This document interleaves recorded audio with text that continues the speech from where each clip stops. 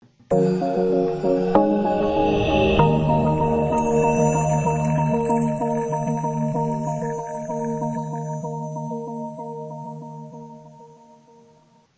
sejahtera untuk kita semua. Hari ini sudah memasuki pertemuan ke-9 yang akan membahas inheritance dan ragam kelas. Kita langsung saja. Yang pertama, inheritance. Inheritance merupakan proses pewarisan data atau metode dari suatu kelas yang sudah ada ke kelas yang baru. Disebut juga dengan pewarisan atau turunan. Dalam inheritance itu terdiri dari dua bentuk kelas. Yang pertama, kelas yang menurunkan data atau metode ke kelas lain. Disebut dengan superclass, parent class, base class, atau kelas induk. Kemudian yang kedua itu adalah kelas yang merupakan turunan dari kelas induk. Disebut dengan subclass, child class, derived class, atau kelas turunan. Jadi maksudnya di sini superclass itu kalau di kehidupan nyata superclass itu orang tuanya kalian, sedangkan subclassnya itu adalah anaknya, keturunannya ya. Jadi anak itu pasti mewarisi sifat ataupun bentuk wajah, rambut, bentuk hidung, mata, dan lain sebagainya dari orang tuanya. Kemudian berikutnya, keuntungan dari konsep inheritance ini adalah cukup mendefinisikan satu kali saja atribut atau metode yang sama pada kelas induknya dan dapat digunakan di seluruh kelas turunannya. Nah, ini konsep pada UML. Jadi ini ada kelas diagram. Ini artinya nama kelas. Jadi misalnya kalau kelasnya mahasiswa, berarti di sini nama kelasnya itu ada mahasiswa. Kemudian atribut ini misalnya mahasiswa itu punya apa? Punya NIM, punya nama, kemudian punya kelompok kan. Kemudian metodenya di sini misalnya mahasiswa itu punya bisa cek nilai, itu namanya metode. Kemudian ini kelas B, nah ini kelas A dan kelas B. Kalau turunan itu panahnya pasti mengarah ke induknya. Jadi turunan panahnya selalu mengarah ke induk. Jadi ini disebut dengan kelas induk atau parent class atau superclass. Sedangkan yang bawah ini namanya kelas turunan atau child class atau subclass. Kita lanjut. Nah ini contoh penerapan inheritance. Nah, di sini ada kasus, buatlah sebuah kelas untuk menangani objek bujur sangkar. Kelas ini diberi dengan nama bujur sangkar. Atribut yang dimiliki oleh kelas ini adalah sisi. Untuk memanipulasi atribut tersebut, buat dua buah metode dengan nama set sisi dan get sisi. Selain kedua metode tersebut, buat juga metode untuk menghitung luas sebuah objek bujur sangkar. Dan metode tersebut dinamai dengan hitung luas. Berarti di sini nama kelasnya yaitu kelas bujur sangkar. Kemudian atributnya yaitu sisi. Kemudian metodenya itu ada set sisi, ada get sisi, dan juga ada hitung luas. Sama juga yang bawah ini ada kelas objek kubus. Atribut yang dimiliki sisi. Kemudian metodenya itu ada set sisi, get sisi, dan juga hitung volume. Nah, ini kelas diagram yang terbentuk. Nah, ini ya. Tadi kelasnya namanya bujur sangkar. Kemudian atributnya sisi. Metodenya ada set sisi, get sisi, dan hitung luas. Kemudian untuk kelas kubus, di sini kelas kubus, kemudian atributnya sisi. Kemudian metodenya ada set sisi, get sisi, dan hitung volume. Jadi inilah ya kelas diagram yang terbentuk dari soal yang sebelumnya. Nah, kemudian di sini perhatikan ada atribut dan metode yang sama. Di sini atribut yang sama yaitu sisi, kemudian metode yang sama yaitu set sisi dan get sisi.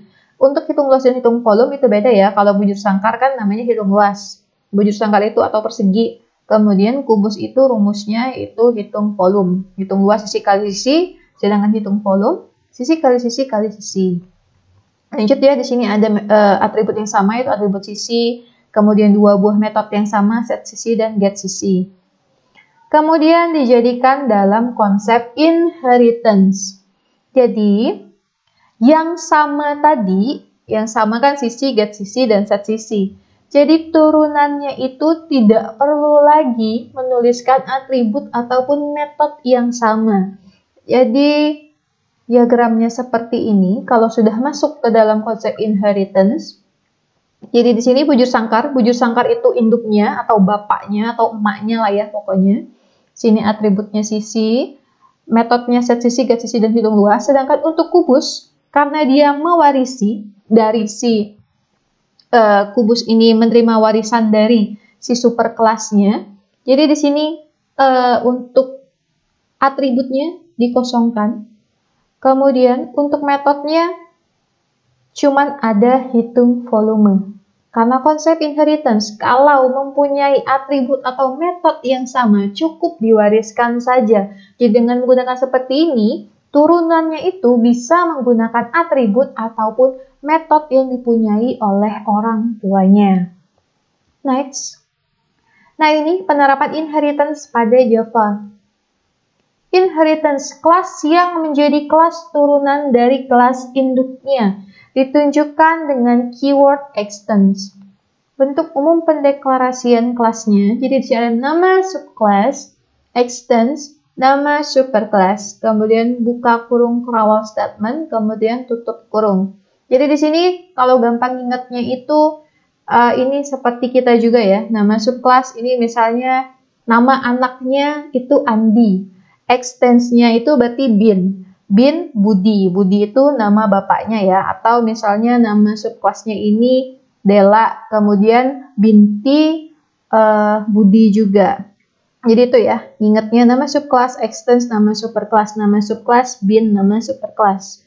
Cara gampang ingatnya. Kemudian di sini keyword super digunakan oleh subkelas. Keyword super digunakan oleh subkelas untuk memanggil atau menggunakan konstruktor, atribut, atau metode pada superkelasnya. Jadi turunan harus menggunakan keyword super supaya bisa menggunakan atribut atau metode pada superkelas. Kemudian assist modifier menggunakan protected. Nah ini nama programnya testinheritance.java. Jadi di sini yang pertama, ini kelas bujur sangkar. Jadi ini merupakan superkelasnya ya. Kelas bujur sangkar, superkelas. Kemudian di sini ada atributnya tadi, menggunakan access modifier protected. Protected, kemudian tipe datanya integer, variabelnya itu adalah sisi. Kemudian di sini ada metodenya. Ada 3 metode tadi, set sisi, get sisi, dan hitung luas. Kemudian di sini nanti ada inheritance-nya juga, kelas kubus extends bujur sangkar. Jadi di sini tadi kelas, subkelas, extends superkelas. Kemudian di sini ada metodenya yaitu hitung volume. Kemudian next, sambungan programnya. Nah ini kelas utamanya. Jadi kalau kalian tidak ada kelas ini, jadi kita tidak bisa manggil ya. Ini adalah, jadi ini superkelasnya, kemudian ini subkelasnya, supaya bisa dipanggil kita harus menggunakan main, kelas main. Nah di sini ada bujur sangkar, objek sangkar, kemudian di sinilah akan terjadi pendeklarasian sisi, hitung luas, dan hitung volume. Oke, kita langsung saja ke JCreator-nya. Nah ini tadi test inheritance, kelas bujur sangkar, ini superkelasnya. Kemudian kubus ini merupakan subkelasnya. Taunya dari mana? Karena di sini ada extends, superclass. Kemudian, nah ini program utamanya public class text inheritance. Kita langsung aja kita jalankan dulu programnya. Nah ini hasilnya. Sisinya 10, maka luasnya 100. Ya, kalau luas bujur sangkar kan sisi kuadrat atau sisi kali sisi, 10 kali 10, 100. Kemudian di sini ada kubus. Sisinya nilainya di sini ada 20 karena rumus volume kubus itu adalah sisi pangkat 3 atau sisi kali sisi kali sisi. 20 kali 20 kali 20 itu hasilnya adalah 8.000. Oke, saya jelaskan maksud dari codingannya. Nah, di sini adalah kelas bujur sangkar yang merupakan super kelasnya. Kemudian di sini ada atributnya, atribut sisi dengan tipe data integer dan access modifier-nya menggunakan protected. Di sini metodenya yang pertama yaitu metode set sisi. Public void set sisi dengan parameternya integer s. Jadi statementnya sisi sama dengan s. Kemudian berikutnya di sini ada metode get sisi. Metode get sisi return sisi, jadi mengambil kembali nilai dari si sisi. Kemudian metode yang berikutnya ada metode hitung luas dengan tipe data integer. Return itu rumus, masukin di sini rumus hitung luasnya yaitu sisi kali sisi. Oke, selesai untuk kelas bujur sangkar ataupun super kelasnya. Sekarang kita masuk ke subkelasnya, yaitu kelas kubus extends bujur sangkar. Jadi, dia tidak perlu menggunakan lagi atribut sisi, set sisi, dan get sisinya, karena di sini sudah minta izin sama si bujur sangkarnya. Jadi, si subkelasnya hanya mendefinisikan atribut ataupun metode yang tidak ada di superkelasnya. Jadi ini metode subkelas, metode kubusnya itu public integer hitung volume. Kemudian return super titik get sisi di sini isinya adalah sisi dikali super titik get sisi atau dikali super titik sisi. Jadi intinya nanti sisi kali sisi kali sisi. Super karena kita mengambil menggunakan metode dari superkelasnya. Nah, ini untuk kelas utamanya, public class test inheritance. Karena nama program kita test inheritance, maka nama filenya juga test inheritance. Nah, di sini ada instansiasi objek. Bujur sangkar, ini nama kelasnya ya. Nama si superkelasnya tadi, bujur sangkar. Kemudian ini objek baru yang bakal kita gunakan untuk memanggil metode yang ada pada bujur sangkar. Ini objeknya, bebas ya kalian mau obj sangkar, mau obj bujur itu bebas. Karena di sini contohnya obj sangkar, jadi objeknya obj sangkar. Kemudian sama dengan new kelas superkelasnya apa namanya? Berarti bujur sangkar, objek sangkar sama dengan new bujur sangkar. Kemudian berikutnya kita instansiasi lagi objek kubusnya. Di sini subkelas kubus. Subkelasnya itu kan kubus, kemudian kita buat objek baru untuk instansiasinya yaitu obj kubus. Ini bebas ya, kalau kalian mau obj KBS juga nggak masalah. Asal nanti ketika kalian buat variabel obj KBS, maka panggil di sininya juga obj KBS. Oke, di sini nama subkelas, kemudian nama objek sama dengan new, kemudian nama subkelasnya. Oke, di sini karena sudah diinstansiasi super dan subkelasnya tadi, kita langsung menggunakan objeknya.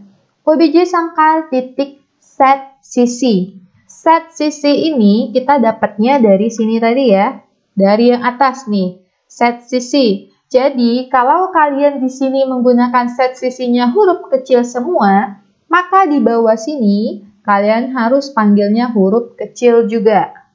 Tuh ya, jadi ini bukan sembarangan buat nih yang set sisinya ini karena kita sudah karena ini sudah ada metodenya di kelas si bujur sangkar. Ini metode bujur sangkar. Obj sangkar titik set sisi, kemudian isinya itu berapa? Nilai untuk sisi dari bujur sangkar itu adalah 10. Kemudian berikutnya obj kubus set sisi. Ini metodenya, kemudian isi sisi nilai sisi dari si kubus itu adalah 20. Oke, sudah mendefinisikan objek, sudah mendefinisikan nilainya. Sekarang kita mendefinisikan atau mendeklarasikan output yang kita inginkan. Jadi ini yang pertama nanti keluar bujur sangkar ya. Ini bujur sangkar. Kemudian ada garis-garis pemisahnya supaya biar kelihatan manis. Kemudian di sini sisi titik 2, petik 2, petik 2-nya ini diambil dari OBJ sangkar titik get sisi. Kenapa get sisi? Karena kita harus ambil dulu nilainya. Kalau ini set. Set ini artinya kita menetapkan kalau nilainya itu 10. Kalau sudah ditetapkan, berarti kita tinggal ambil saja nilainya. Berarti OBJ sangkar titik get sisi. Get sisi ini merupakan metode yang ada pada superclass yang ini ya. Get sisi. Berarti, nah sini OBJ sangkar get sisi. Kemudian berikutnya luas. Petik 2 plus OBJ sangkar titik hitung luas. Hitung luas ini merupakan metode yang ada pada OBJ sangkar. Kita lihat lagi metode yang ada pada bujur sangkar. Nah, di sini ada hitung luas. Jadi, kalau kalian tulis huruf kecil semua hitung luasnya, panggillah hitung luas di sininya juga menggunakan huruf kecil. Oke, di sini metode hitung luas itu ada rumusnya yaitu sisi kali sisi. Jadi nanti dia tinggal ngitung aja ya. Hitung luas ini kan sudah ada tuh metodenya tadi sisi kali sisi. Kemudian berikutnya kasih lagi pembatas kubus. Nah, di sini ada kubus. Kemudian sisi diambil dari OBJ kubus titik get sisi. Get sisi ini tadi metode yang ada pada superclass-nya. Kemudian volume OBJ kubus titik hitung volume. Metode yang ada pada kelas itu sendiri, kelas kubusnya. Nah, ini ya tadi ya. Metode hitung volume. Rumusnya super titik get sisi kali super titik get sisi kali super titik sisi. Nah, jadi ketika kita running, hasilnya akan seperti ini. Sisi 10. Kemudian luasnya 100 dari sini ya. Tadi 10 sudah diambil, kemudian hitung luasnya, rumusnya sisi kali sisi, hasilnya 100. Kemudian di sini ada kubus, kemudian pemisahnya. Di sini ada sisi, sisinya tadi kita ngesetnya 20, jadi ketika diambil nilainya menjadi 20. Kemudian untuk menghitung volume, hitung volume tadi super get sisi kali super get sisi kali super sisi, itu jadinya hasilnya 8.000. Jadi intinya itu penerapan inheritance dalam Java ini. Jadi untuk mempersingkat codingan kita. Kalau ada yang singkat, kenapa kita harus panjang-panjang? Kalau ada yang simple, kenapa harus diribetin? Itulah konsep dari inheritance. Kalau masih bisa dipakai atau masih bisa diturunkan, ya kita pakai aja yang turunannya itu. Oke, sampai di sini untuk pembahasan tes inheritance.java-nya. Kita lanjut lagi. Nah ini. Kemudian outputnya ini sama yang tadi, bujur sangkar sisi 10, luas 100, sedangkan kubus sisi 20, volumenya 8.000. Oke, kita masuk ke ragam kelas. Nah ini macam-macam kelas, itu ada superclass, subclass, abstract class, nest class. Nest class itu terbagi menjadi dua, ada static nest class dan non-static nest class. Non-static nest class itu atau inner class terdiri lagi menjadi 3, ada regular inner class, ada method local inner class, dan juga ada anonymous inner class. Nah untuk non-static nest class ini kita saya cuma menjelaskan yang anonymous inner class. Untuk lebih lanjutnya silakan dipelajari materinya. Kemudian yang terakhir itu yang akan kita bahas yaitu final class. Next, superclass. Nah, ini superclass digunakan pada inheritance. Disebut juga dengan kelas induk, base class, atau parent class. Kelas ini akan mewariskan apa saja yang dimilikinya ke kelas turunannya. Contoh program sudah ada pada modul inheritance yang kelas bujur sangkar tadi. Kemudian subclass digunakan pada inheritance juga. subclass akan menggunakan metode dan atribut dari superclass-nya. Disebut juga dengan child class, derived class, atau kelas turunan. Contoh program sudah ada pada modul inheritance, yaitu kelas kubus, extends, bujur sangkar yang tadi. Oke, next ada abstract class. Abstract class digunakan juga pada inheritance. Fungsinya sama seperti superclass. Abstract class hanya berisi variabel-variabel umum atau atribut umum. Dan header-header method saja tanpa body methodnya. Atau bisa juga sebagian method ada body methodnya dan sebagian method yang lain tidak memiliki body method. Kelas-kelas turunannya lah yang akan mendefinisikan secara detail body metode-metode tersebut. Nah, ini bentuk pendeklarasian dari abstract class, access modifier, kemudian abstract class, kemudian nama kelas abstrak, kemudian statement di dalam abstract class ini ada apa aja di dalam kurung kurawal. Nah, ini aturan dalam penggunaan abstract class dan abstract method. Jadi kelas yang di dalamnya terdapat abstract method harus dideklarasikan sebagai abstract class. Kita ulang ya, kelas yang di dalamnya terdapat abstract method harus dideklarasikan sebagai abstract class. Jadi kalau ada abstract method itu sudah pasti abstract class. Kemudian abstract class tidak dapat diinstansi, tetapi harus diturunkan. Jadi dia tidak bisa ya kita buat instansi objek seperti yang tadi. Bujur sangkar, OBJ sangkar, sama dengan new bujur sangkar, tidak bisa. Itu harus diturunkan dulu. Kemudian, abstract class tidak dapat diinstansi menjadi objek dari kelas abstrak. Sama. Kemudian, sebuah kelas dapat dideklarasikan sebagai abstract class meskipun kelas tersebut tidak mempunyai abstract method. Tapi kalau dia di dalamnya itu sudah ada abstract method, harus dideklarasikan sebagai abstract class. Kemudian biasanya abstract method itu tidak mempunyai body method. Nah, ini nama program tes abstract class. Ini ya, untuk nama codingannya, nama programnya tes abstract class. Ini abstract class bangun. Kemudian, nah ini ada inheritance-nya lagi. Kelas bujur sangkar, extends bangun, berarti bangun yang menjadi superclass-nya. Kemudian kelas kubus, extends bangun. Berarti di sini bangun yang menjadi superclass di antara bujur sangkar dan kubus. Nah, ini program pemanggilnya. Public static main, string arts, kemudian bujur sangkar, ini instansiasi objeknya. Kemudian di sini pemanggilannya. Kita langsung ke object creator. Oke, tes abstract class. Nah, di sini tadi ya, abstract class bangun. Inilah yang dinamakan dengan abstract class. Dan dia biasanya mendefinisikan variabel-variabel umum atau atribut umum saja, seperti ini, sisi, kemudian tipe datanya integer, dan access modifier-nya yaitu protected. Kemudian, yang mana nama abstract method?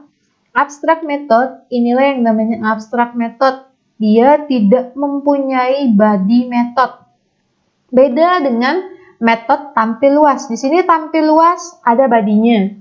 Body methodnya atau statement-nya ya maksudnya ya. Statement-nya di sini itu nanti cetaknya luas. Kemudian untuk metode tampil volume, nanti cetaknya yaitu volume. Kemudian nanti ada metode tutup, itu nanti cetakannya yaitu selesai. Jadi, abstract method itu tidak mempunyai body method. Jadi, kalau di dalam kelas tersebut ada abstract method, harus dideklarasikan dengan menggunakan abstract class. Itu penjelasan yang tadi. Nah, ini ya, ada 3 metode dalam kelas bangun. Itu dalam abstrak kelas bangun ada tampil luas untuk mencetak luasnya. Kemudian ada metode tampil volume untuk mencetak volume.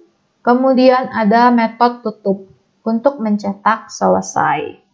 Nah, di sini karena tadi abstrak class digunakan juga inheritance, maka di sini ada inheritance-nya ya. Kelas bujur sangkar extends bangun. Berarti di sini superkelasnya yaitu bangun. Subkelasnya bujur sangkar. Makanya di sini yang mendefinisikan body metodenya itu yaitu turunannya. Di sini kan abstrak metodenya tidak mempunyai body method.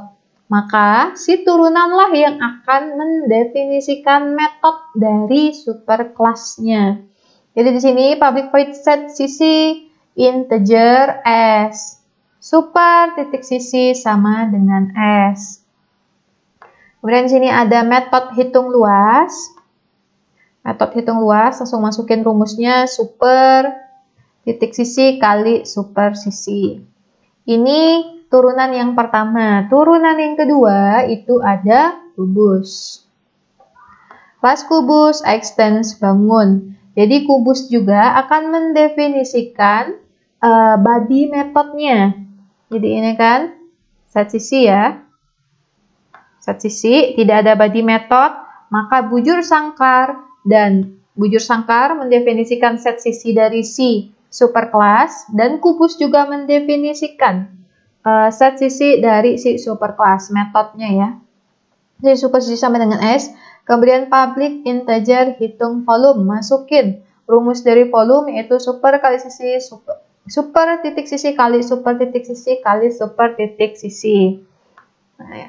Ini tadi abstrak class, jangan salah ya, ini abstrak class. Kemudian ini subkelas bujur sangkar. Dan yang ini subkelas kubusnya. Kemudian ini pemanggil utamanya. Jadi kalau tidak ada ini, tidak bisa di running programnya. Karena ini ya, kunci utamanya ya. Kalau kalian tidak punya ini, kalian tidak ngetik ini, maka nggak bakalan keluar hasilnya. Oke lanjut, ini public class, test abstract class. Karena nama filenya test abstract class, maka nama kelasnya juga test abstract class. Nah di sini baru kita bisa instansiasi objek. Dan yang kita bisa instansiasi itu yaitu turunannya, bukan superkelasnya ya. Superkelasnya itu tidak bisa superkelas pada abstract class, itu tidak bisa langsung diinstansiasi. Jadi, dengan menggunakan inheritance baru bisa diinstansiasi. Jadi di sini instansiasinya atau pembuatan objek baru ya supaya bisa dipanggil. Bujur sangkar, OBJ sangkar sama di inheritance tadi, kubus OBJ kubus. Kemudian OBJ sangkar set sisi 2. Jadi bujur sangkar sisinya itu bernilai 2. Kemudian OBJ kubus sisinya itu bernilai 4. Nah, di sini kita langsung jalankan ya. Ini ada OBJ sangkar, objek yang kita buat tadi. Kemudian titik tampil luas. Tampil luas ini kan metode yang ada pada superkelasnya ya. Ini ya, tampil luas. Tampil volume itu metode yang ada pada superkelas. Jadi di sini OBJ sangkar, titik tampil luas, OBJ kubus, titik tampil volume. Kemudian di sini OBJ sangkar titik hitung luas.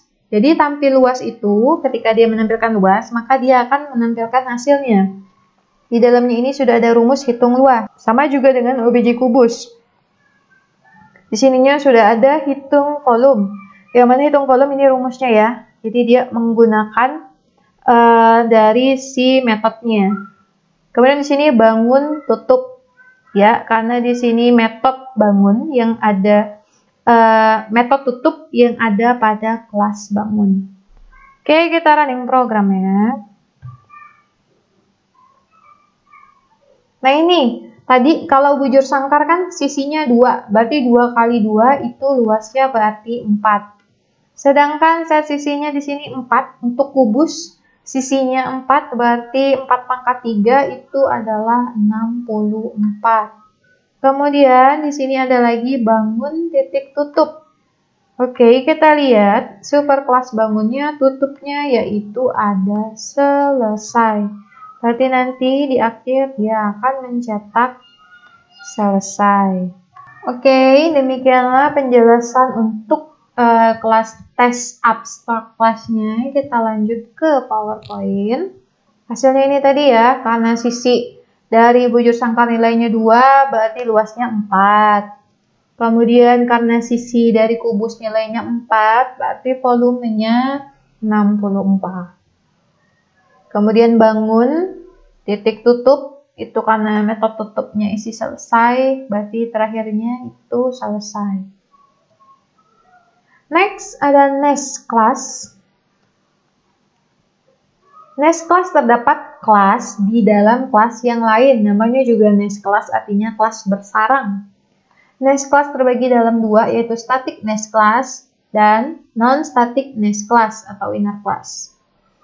Outer class di dalamnya terdapat nest class. Nah, ini bentuk umum nest class. Jadi kelas outer class statementnya apa? Kemudian lanjut kelas nest class statementnya apa? Langsung lanjut. Nah, ini static nest class. Sebagian literatur menyebutkan bahwa static nest class adalah bagian dari inner class. Static nest class hanyalah top level, kelas yang disarankan di dalam kelas lain. Static nest class adalah inner class yang memiliki modifier static. Static nest class ini tidak diperlukan instansiasi atau objek dari outer class-nya. Nah, ini instansiasi objek static nest class. Jadi formatnya nama outer class. Nama outer class itu berarti yang paling atas ya, yang ini. Nest class yang di dalam. Berarti nama outer class titik nama static nest class, kemudian objek nest class. Nah, ini bebas ya, kita mau kasih nama apa untuk objek nest class-nya. Kemudian sama dengan new, nama outer class-nya titik nama static nest class buka tutup kurung. Nah, ini contoh programnya. Nama programnya kita buat test_static_nest.java.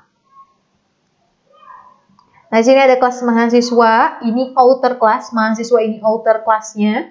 Kemudian di sini ada nest class dengan modifier static. Kemudian di sini ada metode tampil. Nah, di sini pemanggilannya ya, pemanggilan program utamanya test static nest. Kemudian di sini pembuatan dari instansiasi objek dari static nest class. Jadi di sini outer class mahasiswa, ini nama outer class-nya itu mahasiswa, ini yang outer ya. Kemudian titik baru ini nama dari static nest class-nya itu baru. Kemudian nah ini objek nest class-nya itu kita buat MHS. Bebas kalian ya, kalian mau MHS, MHW, terserah, ini kita yang buat. Kemudian sama dengan new outer class, nama outer class-nya titik nama static nest class-nya buka tutup kurung. Jadi ini mahasiswa titik baru, MHS sama dengan new mahasiswa titik baru buka tutup kurung merupakan instansiasi objek dari static nest class. Kemudian di sini objek tadi, karena kita sudah buat objek instansiasinya, digunakan untuk memanggil metode yang ada di dalam nest class-nya. Jadi di sini MHS titik tampil. Jadi nanti akan mencetak metode yang ada pada tampil. Kita langsung ke G-creator-nya. Oke, ini untuk tes static nest-nya. Ini kelas mahasiswa, static kelas baru. Kemudian ini pemanggilan program utamanya. Kita langsung saja. Oke, di sini yang outputnya yang tercetak yaitu Hai, saya mahasiswa, salam kenal. Jadi di sini tadi ini adalah outer class mahasiswa. Jadi untuk instansiasi objeknya outer class, nama outer class, titik, kemudian nama static nest class-nya. Nama static nest class-nya yaitu baru. Mahasiswa titik baru. Kemudian kita instansiasi objeknya itu dengan nama MHS. Ini terserah kalian mau buat MH aja, MHW bebas.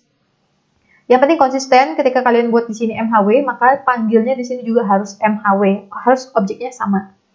Kemudian sama dengan new outer class titik static nest class-nya baru.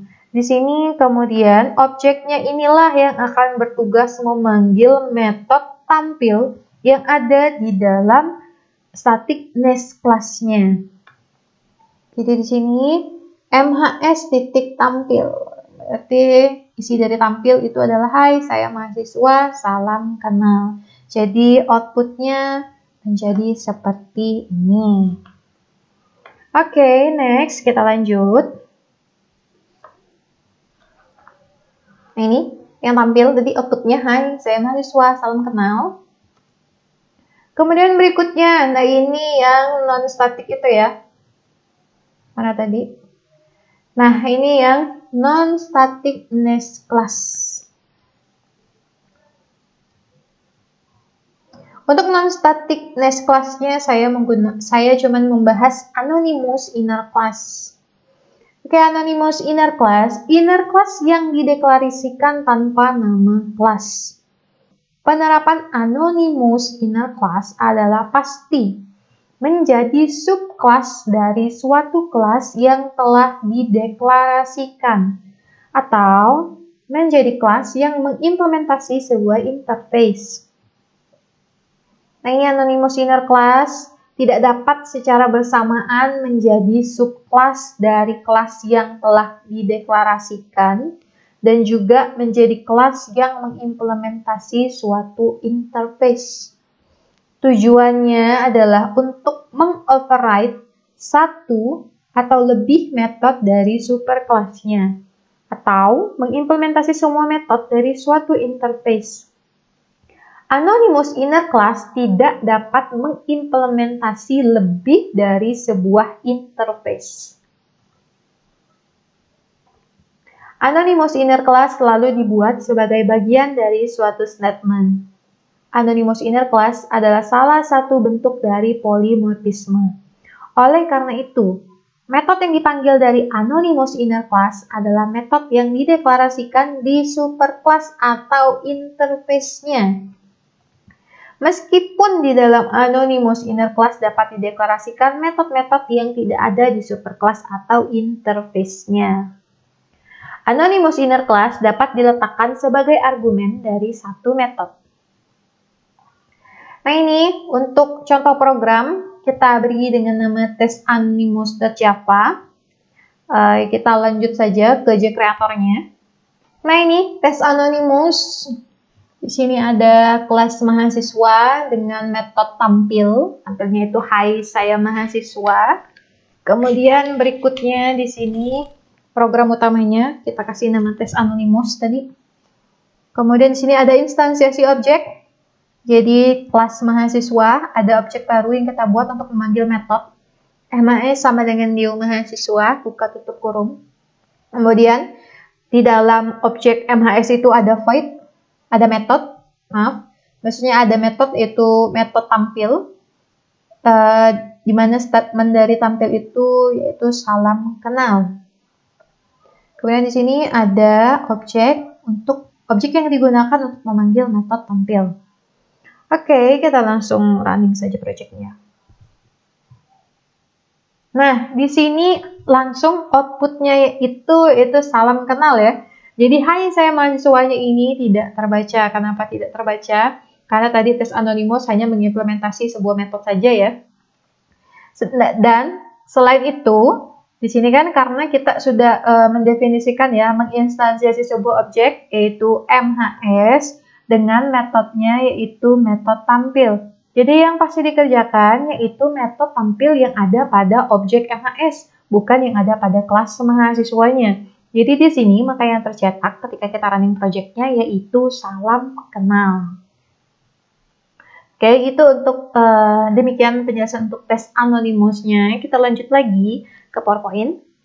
Nah, ini outputnya salam kenal karena di sini objeknya itu digunakan untuk memanggil metode tampil yang ada di dalam kelas objek MHS-nya. Nah, kemudian berikutnya ada final class. Final class mempunyai keyword final pada nama kelasnya. Kelas ini tidak dapat menjadi superclass.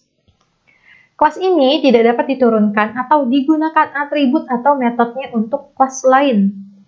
Jadi, apabila sebuah kelas dirasa tidak perlu diturunkan ke kelas yang lain, misalnya kelas tersebut dirasa sudah memiliki atribut dan metode yang sempurna, maka gunakanlah keyword final.